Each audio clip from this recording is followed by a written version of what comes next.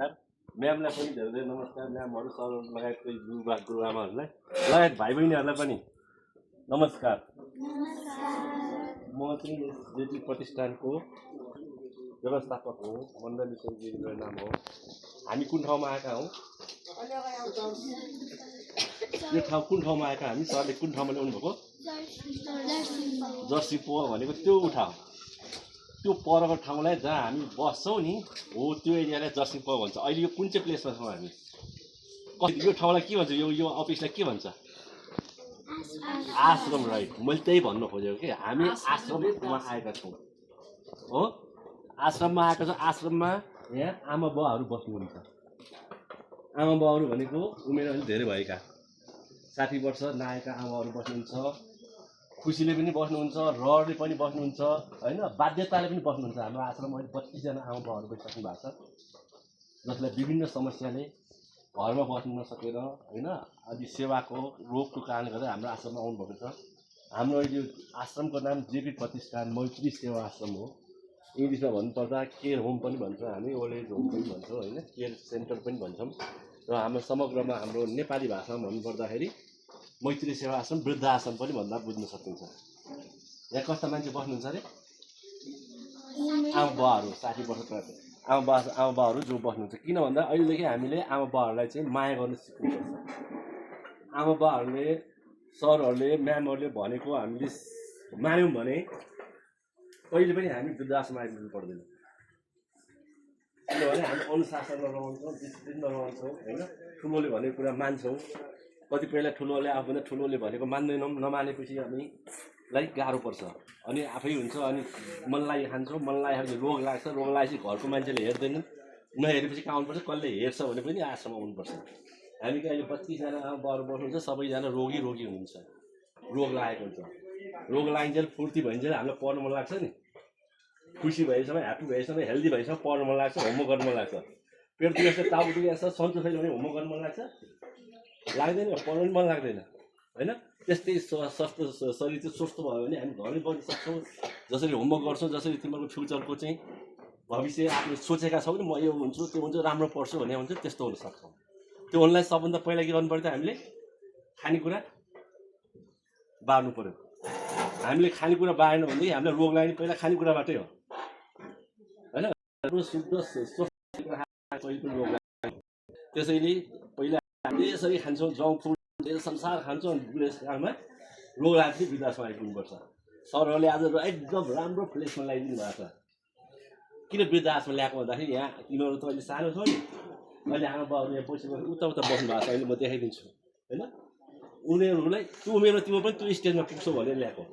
त्यस कारण अहिलेदेखि बानी सुधार्नु पऱ्यो होइन। राम्रा कलिला भाइ बहिनीहरू छन् होइन, मम्मी डैडीले भनेको मानेको छ होला, जङ्क फुड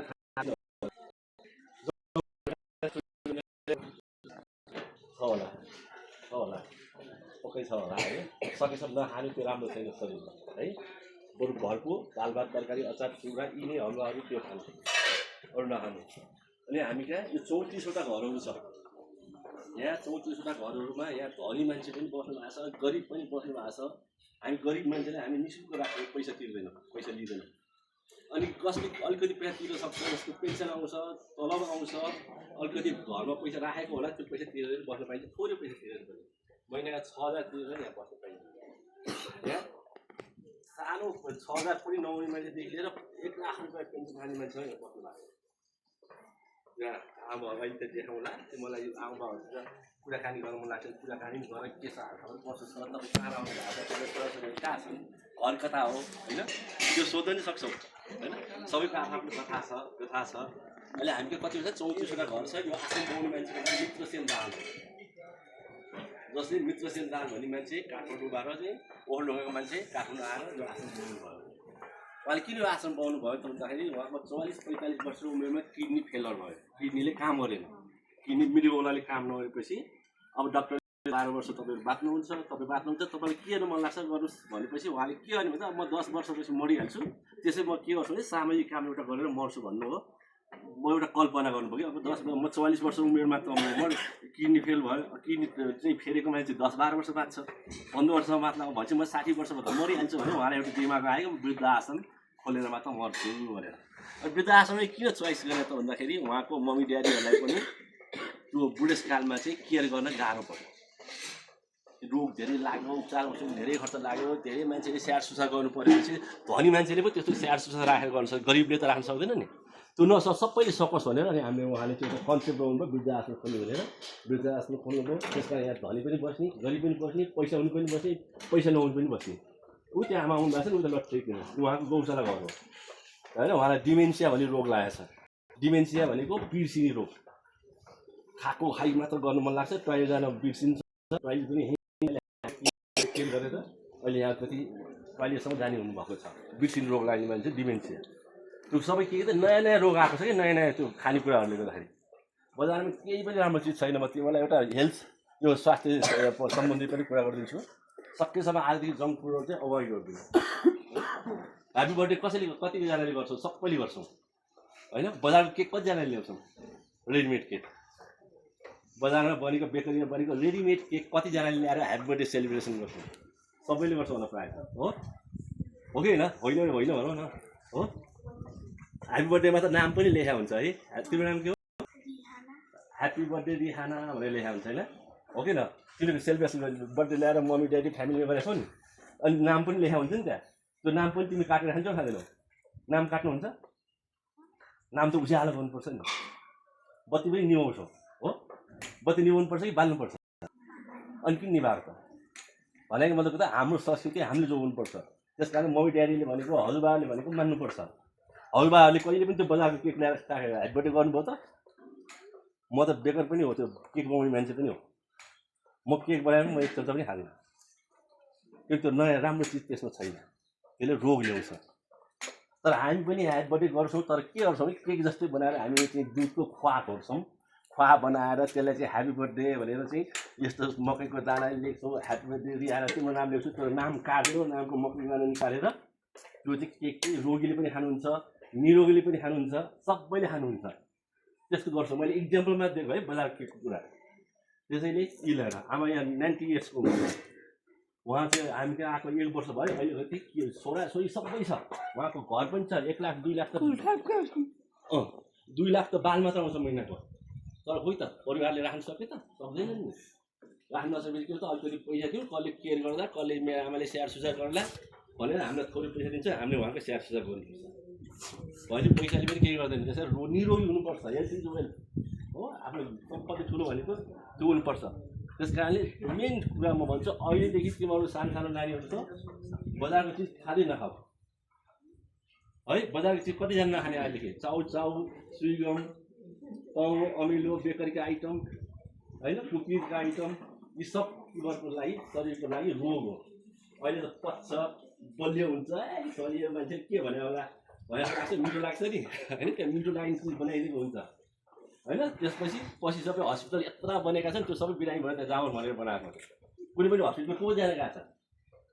नेपालमा कति हस्पिटल, काठमाडौँ कति हस्पिटल? सबैजना काठमाडौँ होला। काठमाडौँ जुन हस्पिटल गए मान्छे कति भिड छ देखाओ। त्यो सबै रोगी भएर गयो नि त।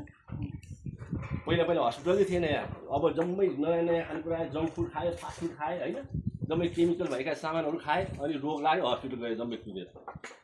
अनि अल्पायुमै 60 वर्ष नभइकन मान्छे मरिसक्छ। कतिजनाले चाहिँ त्यो अब चाहिँ हामीहरूलाई चाहिँ सानैमा बाउआमाले चाहिँ चिकनहरू खाँदिरहेको हुन्छ होइन, नन भेजको आइटम खाँदै हुन्छ। नन भेज आइटम पनि कति घातक छ, राम्रो छैन। त्यस कारण सबभन्दा राम्रो आश्रमले के भन्यो होला भन्नु होला होइन। होइन म्याडम के भने भने म सबै यो खान्छु, केही पनि खानु हुँदैन भन्छ भने जस्तो लाग्छ होला। तर किन हामीहरू अलिकति सिक्ने भनेको जहिले पनि लेसन लर्न भन्छ नि, औले जानेका छौँ त्योबाट केही हामी सिक्ने हो। सिकेपछि भोलिपर्सि यसरी रोग आश्रममा आइपुग्नु पर्दैन। रोग पूर्ति हेल्दी भयो भने तिमीलाई घरमै, तिमीलाई त अहिले सानो छ, तिमीलाई अहिले थाहा छैन त्यो स्टेजमा तिमीहरू पुग्छौ नि, 60को इयर्सको 70को इयर्समा पुग्छौ पुग्दैनौ। अहिलेदेखि हामी त्यो केयर गर्नु पऱ्यो, त्यो समयलाई केयर गर्नु पऱ्यो, ताकि कसैको पनि सहारामा बाँच्नु नपरोस्, बस्नु पर्यो अहिले है। यहाँ पहिला केही नटेर्ने मान्छे अहिले हाम्रो चाहिँ अनुशासनमा बसेर ठिक टाइममा खानिदिन्छौँ हामी। अहिले आफ्नो अनुशासन बस्नु सक्नुहुन्छ। हाम्रो यहाँ बजारको चिज चाउ बिस्कुट केही पनि आउँदैन। कसैले हामीलाई डोनेट गर्छ भनेदेखि हामी दिन्छौँ, एक्सेप्ट गर्छौँ। तर हामी यहाँ साटु नै खानिदिन्छौँ, बिहान चिउरा नै खानिदिन्छौँ होइन, चिउरोटी यही चल्छ। अनि त्यस्तो चिज खान्छ हामी चाहिँ के हेल्दी हाइजेनिक भनौँ न एकछिन healthy plus hygienic plus organic प्राङ्गालिक यस्ता भोजन मात्र हामी कहाँ हुन्छ। अनि यहाँ चाहिँ अलिकति सुगरको पनि हाई लेभल पुगेका मान्छे पनि घटेर नर्मलमा आइपुग्छ तर औषधि त सुत्नु पाइँदैन होइन। त्यही भएर हामी तिनीहरूको उहाँको चाहिँ दैनिक क्यालोरी हामीलाई दैनिक कति क्यालोरीको आवश्यकता पर्छ हाम्रो शरीरलाई इनर्जी कति चाहिन्छ त्यो हिसाबले हामीले खानेकुरा खान्छौँ। अनि तिमीहरू हामी धेरै हिँड्नुपर्छ हामीलाई धेरै इनर्जी खानुपर्छ उहाँ इनर्जी चाहिने भएका खानेकुरा खानुपर्छ। उहाँले बस्यो भने खाने यहाँ हिँड्ने उहाँलाई धेरै इनर्जी चाहिँदैन दही दुध घिउ यस्तै खान पाए पुगिहाल्छ होइन। शुद्ध शाकाहारी चिज खान पायो भने हाम्रो आफ्नो शुद्ध शाकाहारी पनि हो यो आशा यहाँ भेजिटेरियन आइटम मात्र बन्छ नन भेज आइटम के पनि बन्दैन। यहाँ स्मोकिङ चुरोटहरू केही खान पाइँदैन। यहाँ अनुशासन पर्छ अरे तिमीलाई स्कुलमा सरहरूले मैले अनुशासन राख्नु भएको छ नि त्यस्तै यहाँ अनुशासनमा बस्नुपर्छ। तर जस्तो नारी भएपछि अनुशासनै बस्नुहुन्न। हामी तिम्रो जस्तो छोराछोरी कति हुर्काएर आएको मान्छे भनेर बस्नुहुन्छ अहिले रोग लागेर ल्याएको हुनुहुन्छ यति औषधि खानुपर्छ हाल्नु त्यस्तो नहोस् भन्न खोजा। ल आजदेखि तपाईँहरू चाहिँ जो जङ्क फुडहरू नखानु सबभन्दा राम्रो है। तपाईँहरूको हेल्थ मेन्टेन गर्ने हो भने फ्युचर देख्ने हो भने हजुरबाहरूले हजुरआमाहरूले सरहरूले बुवाहरूले मम्मीहरूले मोबाइलहरू हेर्ने टोटल्ली यही नै भन्ने अरू त के भन्ने होला होइन र म्याम अरू के भन्ने र सबै त म्यामले सिकाउनु नै भएको छ। कतिजनाले पाउडी खान्छु गएर है जङ्क फुडमा ल कतिजनाले त पाउडीको म अस्ट्रेलियामा 10 वर्ष त बेकिङ गरेँ मान्छे पाउडी के सबै भन्छ हाम्रो नेपालको पाउडी त खानु पनि हुँदैन भन्छु म त 3 बजे निकाले पाउडी दिउँसो 12 घन्टाभित्रमा त्यो डिस्पोज गरिसक्छ खाइसक्नुपर्छ खाएन भने डिस्पोज भइसक्छ। त्यसलाई अर्को आइटममा जानुपर्छ त्यो 12 घन्टा पछाडि खान योग्य हुँदैन। हामी खान मिल्छ नकुई हालेको हुन्छ ती पाउडी नबिग्रिने केमिकलहरू प्रयोग गरेको हुन्छ। आज पाउडी बेकिङ गरेर निकालेको छ भने त्यो 3 दिनसम्म हामी चाहिँ के भन्छ एक्सपायरी डेट हेर्छौँ नि है। एक्सपायरी डेट हेरेपछि के हुन्छ त्यो चाहिँ अब पर्सिसम्म खानुहुन्छ भने हामी खान्छौँ फ्रिजमा राखेको त्यो घातक किन त्यो केमिकल हामीले खाइसक्यौँ। अनि आज बनाएको पाउडी आजै खायो भने के हुन्छ त हामीले त्यो केमिकल हालेको पाउडी त हाम्रो पेटमा गएपछि डाइजेस्ट हुनुपर्छ नि पच्नुपर्छ नि तर पच्दैन के हुन्छ त वेस्ट हुन्छ कुहिन्छ सर्ट्छ गल्छ भोलि बिहान वेस्ट भएर आउँछ। त्यसले के हुन्छ शरीरमा नराम्रो काम गर्यो नि त कुरो बुझ्यो। फर इक्जाम्पल दिएको मैले अब हाम्रो नेचुरल खानेकुरा खायो भने त त्यो त डाइजेस्ट हुन्छ डाइजेस्ट भयो भने हाम्रो इनर्जी आउँछ। रगतमा गएपछि त्यो खाएपछि के हुन्छ केमिकलले शरीरमा त्यसले गर्दा रोग लाग्छ। अनि ती भोलि खान्छ अनि 4 दिनसम्म पनि नबिगेको पाउडी के गर्छ त पाउडीवाला कम्पनी त्यो पाउडी फेरि रिटर्न्स लान्छ नबिगेको उसको त त्यहाँ इन्भेस्ट लगानी परे हुन्छ नि पाउडीमा उसले फाल्छ त्यो पाउडी फाल्दैन उसले फेरि त्यसलाई ओभनमा ड्राई गरेर कुकिज बनिन्छ मजाले कुकिज त खाएको छ होला नि होइन। अनि आदि पनि हुन्छ त्यसमा सबै त्यस्तो मात्र नहोला भन्नु म त वेस्ट खेर जाँदैन पाउडी भन्नु हुन्छ। फेरि नयाँ पिठो हालेर त्यो कुकिजलाई पनि ओभन ड्राई गरेपछि त सबै कुहिएको त्यो अमिलो भएको होइन त्यो चाहिँ हरियो भएको लेउ पराएको सबै फेरि ड्राई त सुकायो नि केही आउँदैन फेरि त्यसलाई मजाले घिउ त्यो डाल्दा घिउ हालेर फेरि त्यसलाई कुकिज बनाएर राम्रो प्याकेटमा पठाइदिन्छ मार्केटमा। अनि हामी त्यो मार्केटमा एक्सपायरी हेर्छौँ कुकिजको फेरि 2 महिना 3 महिना एक्सपायरी डेट हुन्छ। अहिले कति चिजमा खेल गर्छ थाहा छ तपाईँले कुरा सम्बन्धित मान्छेलाई थाहा हुन्छ भने यस्ता चिजहरू बजारको सरकार गाउँमा खानुहोस् ताकि भोलिपछि वृद्ध आश्रम आइपुग्नु पर्दैन है त। हामी अहिले के आएको छ त्यसको लागि आश्रममा आएका छौँ। यहाँ आमा बाउहरू बस्नुहुन्छ यो सबै हाम्रो आश्रम हो। हाम्रो चाहिँ यहाँ खानेकुरा मात्र यहाँको अर्ग्यानिक मात्र खुवाउँछ आमा बाउहरूलाई बजारको खुवाउँदैन ताकि हामी त्यहाँ भएका आमा बाउहरू पनि रोग लागेर बिर्सिन सक्ने भएको मान्छे पनि पुनर्जागर हुन्छ उहाँहरू फेरि बिर्सेर त्यो चाहिँ फेरि फर्केर आएको जब डक्टरले पनि सक्दैन भनेको कुराहरू हाम्रो अनुशासनमा बसेपछि हामी जतिखेर भेट्दै खाएको खाइ गर्छौँ नि त्यो पनि राम्रो मानिन्छ। हाम्रो ठ्याक्कै टाइम टेबलमा 4 टाइम खान्छौँ बिहान 7 बजी चिया नास्ता हुन्छ 10 बजी खाना हुन्छ फेरि बेलुका 3 बजी खाजा हुन्छ फेरि बेलुका 7 बजी खाना हुन्छ दैनिक 4 टाइम मात्र खाने हामी जतिखेर पाए एकछिनपछि फेरि कुरकुरे खाइहाल्छौँ फेरि चाउचाउ खान्छौँ कुरकुरे गुन्द्रुकले खान्छौँ त्यो सबै फोसी गरेर वृद्धाश्रम आइपुग्नुपर्छ है। तिमीले यहाँ सरले सिक भनेर ल्याएको न त कहाँ होटेलमा लानु पर्थ्यो होला होइन रिसोर्टमा लानु त बसिहाल्छौँ होइन अन्त ठाउँ लानुहुन्छ होला नि यहाँ ल्याउनु कारण चाहिँ त्यही नै हो। यहाँ धेरै स्टुडेन्टहरू आइपुग्नुहुन्छ हामीले यहाँ कतिपय स्कुलहरूले त हाम्रो क्यालेन्डरै राखेको छ क्यालेन्डर उहाँ चाहिँ त्यो शैक्षिक क्यालेन्डर भनेर आश्रम अवलोकन भिजिट भनेर राखेको छ।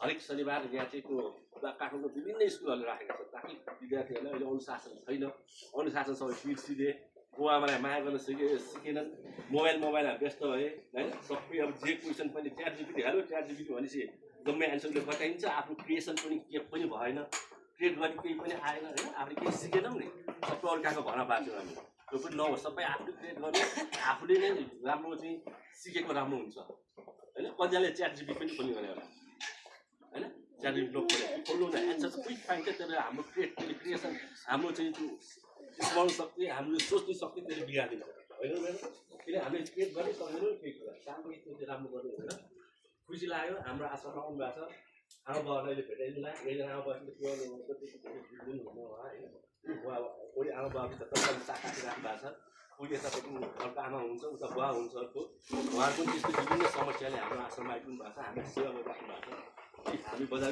आफ्नै बारीको साग ल्याउँछौँ तरिकाले उहाँले काट्नु गर्नुहुन्छ यसरी खानुहुन्छ यहाँ शुद्ध दही दुध खान पाइन्छ चिया खाने हो भने म चिया बनाउनु लगाउँछु चिया खाने भयो सबैजना नखाने ढुक्कले भन्दा हुन्छ खान पाइन्छ खानु मन लागेको छ भने होइन खाना मन लागेको छ भन्दा भन्नुहुन्छ यो त सामाजिक पब्लिक देश हो हामी सबैको संस्था हो यो कसैको व्यक्तिगत पनि होइन होइन सबैको सरले पछाडि थाहा पाएर होइन यहाँ आश्रम छ भनेर त्यही ठाउँमा भएको सिकाएर होइन त्यही भएर हाम्रो काठमाडौँ अलिक टाढा पनि छ यहाँ चाहिँ शान्त वातावरण छ बस्न सक्छौँ खुसीले रमाउन सक्छौँ होइन सबै चाहिँ हाम्रो बितेका पास्ट होइन सबै बिर्स्यौँ नि यहाँ चाहिँ शान्त भएर